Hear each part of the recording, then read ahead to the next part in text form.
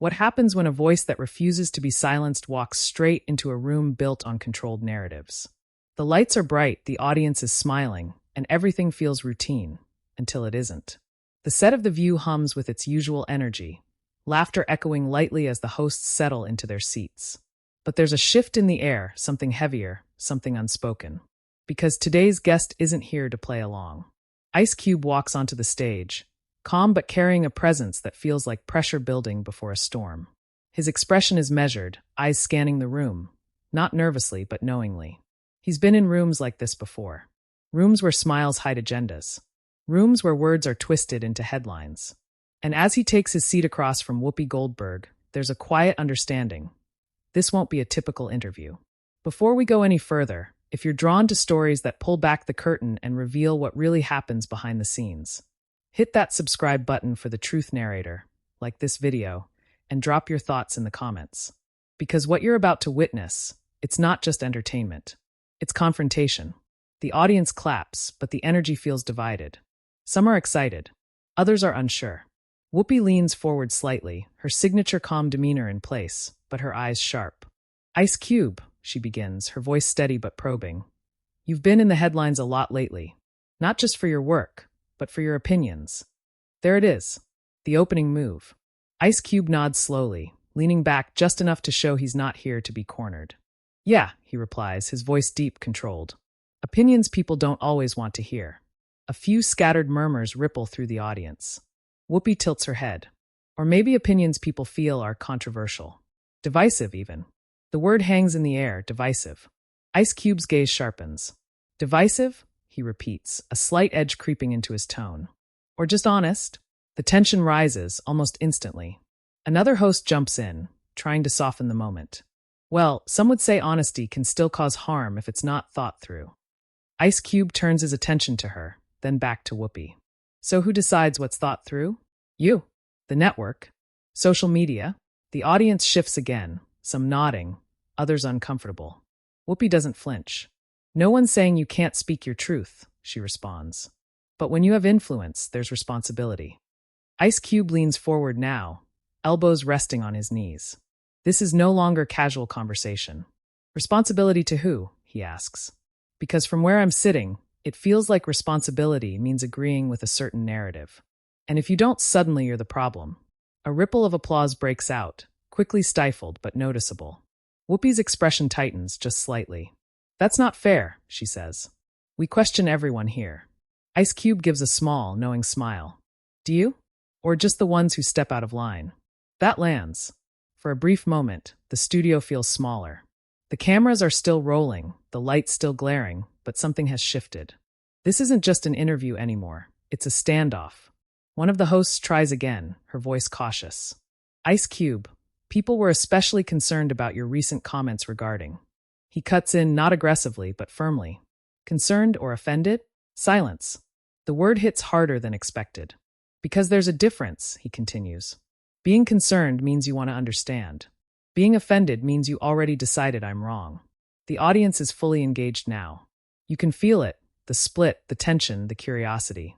Whoopi folds her hands together, leaning in just a bit more.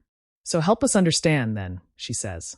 "Because from the outside, it looks like you're pushing back against things that are meant to help people."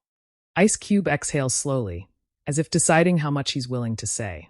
"I'm not against helping people," he replies. "I'm against being told how to think about it. I'm against being boxed into a narrative where if I don't agree 100%, I'm labeled something I'm not." His voice is steady, but there's fire beneath it. "And that's what this feels like sometimes," he adds, glancing around the set.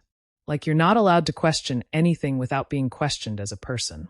A few audience members clap again, louder this time. Whoopi notices. "Of course she does.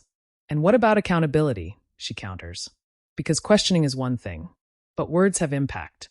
Ice Cube nods slowly. "They do, which is exactly why I choose mine carefully." There's a pause, long enough to feel deliberate. "But I also don't tailor them to make everyone comfortable," he adds. "Because real conversations aren't comfortable." The air feels heavier now. Even the hosts seem more cautious, more aware that this moment is slipping beyond the usual boundaries of daytime television. One of them leans in, almost hesitantly. "Do you think platforms like this are unfair to voices like yours?" Ice Cube looks directly at her. Then slowly back at Whoopi. I think platforms like this, he says, his voice low but clear, have a lot of power. And sometimes that power decides what gets amplified and what gets shut down. The implication is unmistakable. The audience reacts instantly, some clapping, some murmuring, some just watching with wide eyes.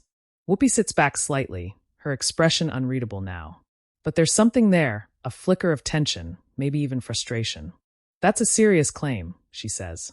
Ice Cube shrugs lightly. Just an observation. The moment lingers, thick with unspoken thoughts.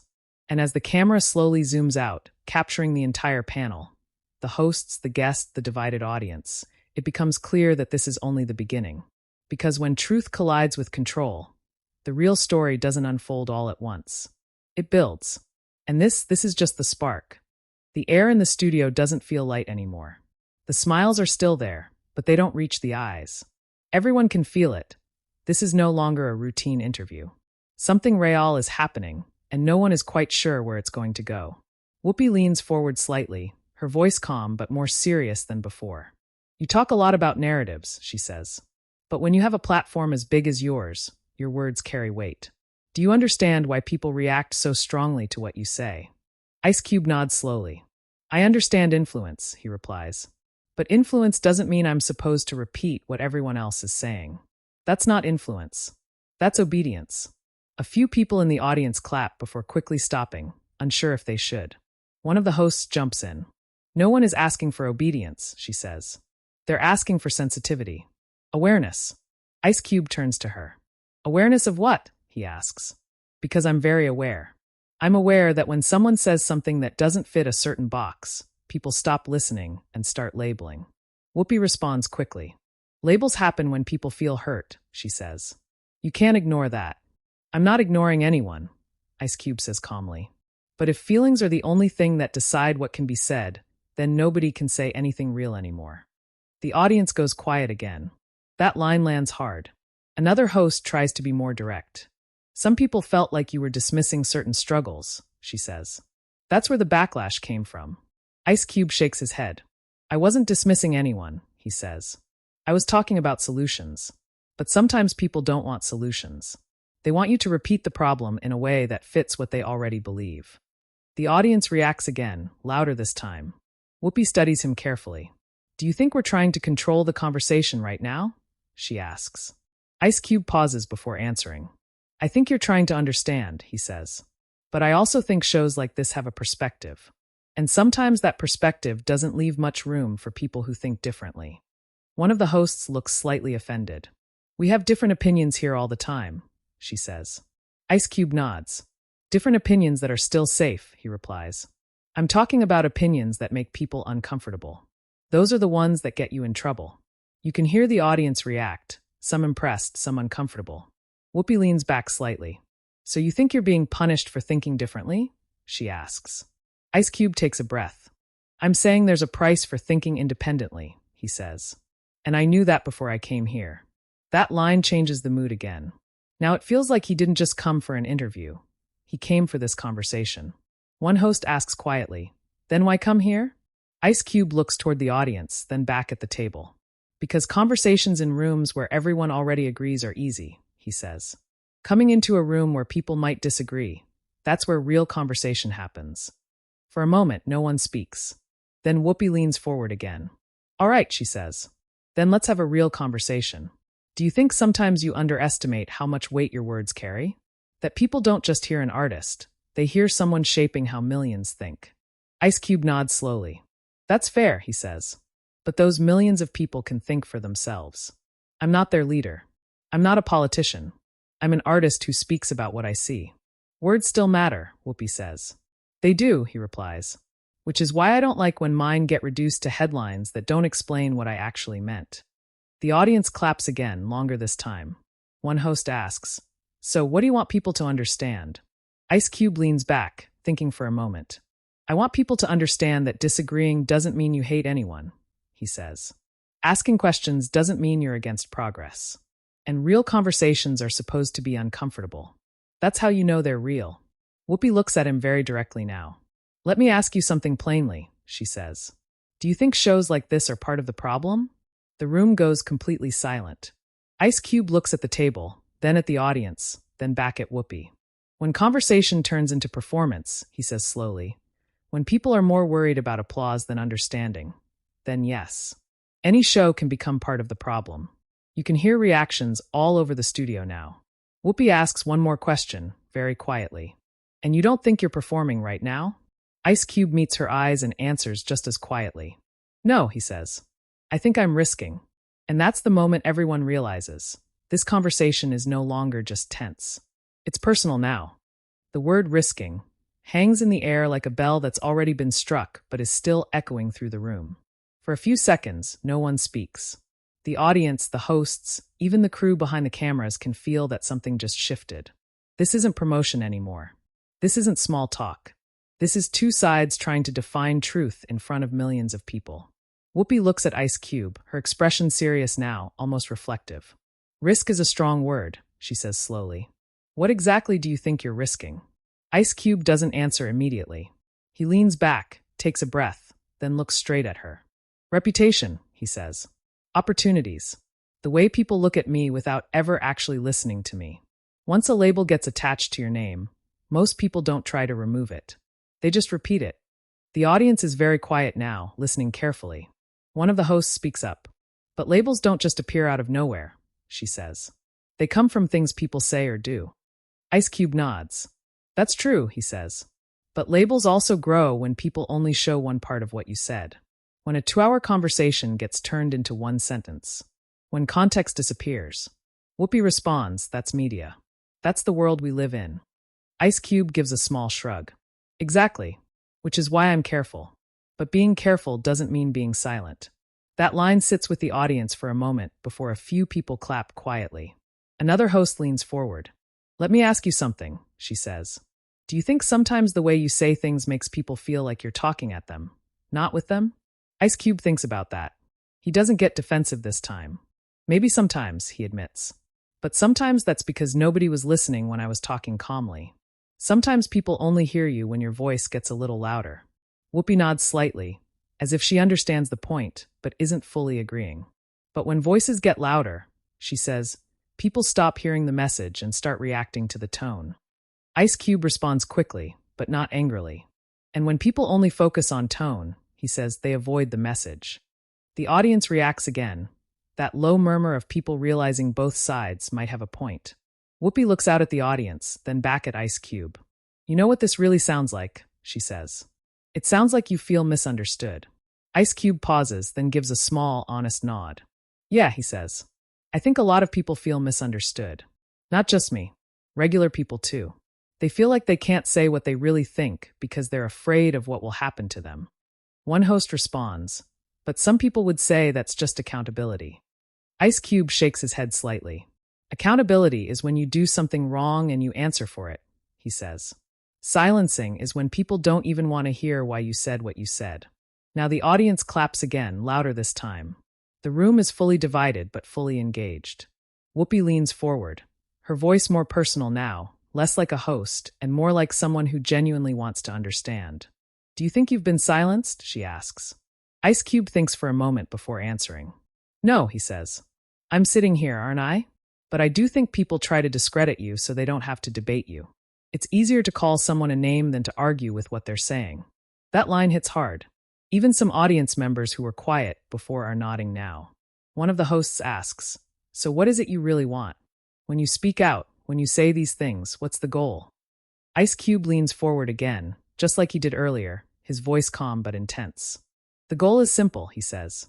I want people to think for themselves. Not like me. Not like you. For themselves. Ask questions. Look at information. Stop letting TV, social media, and celebrities do all the thinking for them. There's a long pause after that, because everyone in the room realizes something. He just included himself in that list. Whoopi notices it too. You said celebrities, she says. You know you're one of them, right? The audience laughs lightly, breaking the tension for a moment. Ice Cube smiles. Exactly, he says. Don't just listen to me either. That's my point. I'm not here to be followed. I'm here to speak, and people can agree or disagree. But at least they're thinking. Whoopi nods slowly. That's a fair answer, she says. But here's the hard part. When you tell people not to trust what they hear on TV, and you're saying it on TV, you see the contradiction. The audience makes that sound, reacting to the point. Ice Cube smiles again, but this time it's more serious. It's not a contradiction, he says. It's proof. I'm literally on TV telling people not to blindly trust TV. That should tell you I'm not here to play a role. I'm here to have a real conversation. The room goes quiet again. One host asks softly, and what if real conversations cost you fans? Or roles? Or opportunities? Ice Cube answers without hesitation this time. Then at least I kept my voice, he says. Fame that comes from silence isn't worth it to me. That line gets one of the biggest reactions so far. Loud applause, some people even standing for a moment before sitting back down. Whoopi watches the audience reaction carefully. She's been doing this a long time, and she knows when a moment is turning. She looks back at Ice Cube and asks one final question for this segment, her voice very calm, very direct. Do you think Hollywood, media, and shows like this are ready for the kind of conversations you're talking about? She asks. Ice Cube looks around the studio slowly, taking in the audience, the cameras, the hosts, the lights, everything.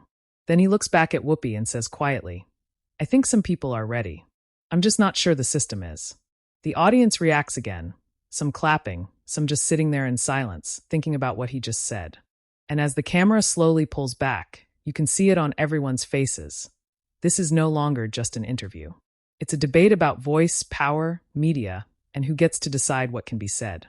And the hardest part of the conversation is still coming. By the time the show cuts to its final segment, the atmosphere in the studio feels completely different from when the interview started. What began as a tense conversation has turned into something much bigger. Something that feels less like television and more like a public debate that no one expected to witness live. The audience is quieter now, but not because they're bored. They're thinking. You can see it in their faces, in the way some of them lean forward, the way others sit back with their arms crossed, replaying moments in their minds. The hosts are quieter too, more careful with their words, because they know this conversation has gone far beyond the usual boundaries of daytime TV. Whoopi looks at Ice Cube for a long moment before speaking again. Her voice, when she finally talks, is calmer than it has been the entire time. She says, whether people agree with you or not, this conversation right here, this is what people say they want. Real talk. No script. No pretending. Ice Cube nods slightly. That's all I came here for, he says. Not to win. Not to fight.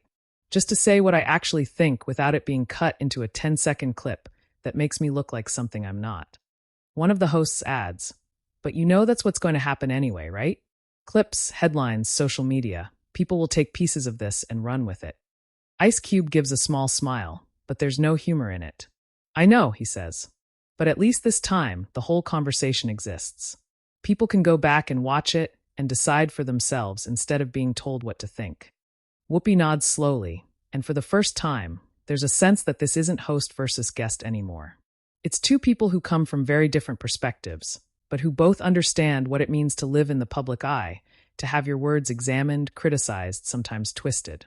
You know what the hardest part of this job is? Whoopi says, looking not just at Ice Cube, but at the audience too. It's that no matter what you say, someone will think you meant something else. You spend your whole life talking, and half the time people only hear what they want to hear. Ice Cube looks at her and nods slowly. Exactly, he says. That's all I've been trying to say. There's a pause, and in that pause, the tension that filled the room earlier starts to change into something else. Not agreement. Not victory. Just understanding, at least a little. But the moment doesn't stay soft for long. Another host turns to Ice Cube and asks one last question. If you could say one thing to the people who criticize you, who get angry at what you say, what would you tell them? Ice Cube thinks for a few seconds. The room is completely silent again, the kind of silence where you can almost hear people breathing. I'd tell them this, he says finally. Don't assume you know me because of a headline. Don't assume you know what I believe because of a clip. Listen to the whole thing. And if after that you still disagree with me, that's fine. Disagreement is normal. But at least let it be an honest disagreement, not one based on something I didn't actually say. The audience applauds, not wildly, but steadily. Respectfully. Whoopi looks at him, then at the audience, then back at the camera. And that, she says, is probably the most honest thing anyone has said on this show in a while. The camera pulls back slightly, capturing the entire table, the audience, the lights, the stage. Everything that just witnessed a conversation that will almost certainly be talked about long after the show ends. And then, just like that, the segment ends. But the story doesn't end when the cameras stop rolling. Because within minutes, clips start appearing online. Headlines start forming. Some of them say Ice Cube clashed with the hosts. Others say he called out the show. Some praise him for speaking his mind. Others criticize him for what they think he meant. The internet, as always, splits into sides almost instantly. On social media, the video spreads fast. Millions of views. Thousands of comments. Some people write, "Finally, someone said it." Others write, "He avoided the real issue." Some call him brave. Others call him irresponsible. The same conversation that happened in the studio is now happening all over the world, in comment sections, in reaction videos, in podcasts, in living rooms. And that's when you realize something important. The real confrontation was never just between Ice Cube and Whoopi Goldberg. It was between two ways of seeing the world. Two ideas about who controls the conversation. Two beliefs about whether speaking freely is dangerous or necessary. Back in the studio, after the show, people are still talking. Audience members are arguing, discussing, debating as they walk out. Some of the staff are talking about how intense it felt in the room. Even the hosts are quieter than usual, like they know something unusual just happened. Because moments like that don't happen often on television. Moments where no one storms off. No one screams. But the tension, the emotion, the honesty, it's all right there in front of everyone. Raw, unfiltered, real. And whether you agreed with Ice Cube, or agreed with Whoopi, or disagreed with both of them, one thing is certain. People are going to be talking about that conversation for a long time. Now the question isn't who was right. The question is, what do you think? Do you think he was speaking truth? Do you think the hosts were right to challenge him? Or do you think the real issue is much bigger than one interview, one celebrity, one TV show? This is where I want to hear from you. Go down into the comments and tell me your opinion. Not what everyone else is saying, your opinion. Because the most important conversations aren't the ones that happen on TV. They're the ones that happen between people who are willing to listen and think for themselves. And if you want more stories like this, stories that go beyond the headlines, beyond the clips, and into the moments that people argue about, debate about, and can't stop talking about, make sure you subscribe to the Truth Narrator like this video and share it with someone who would have a strong opinion about this conversation. Because some stories are just entertainment, but some stories start conversations. And this was one of them.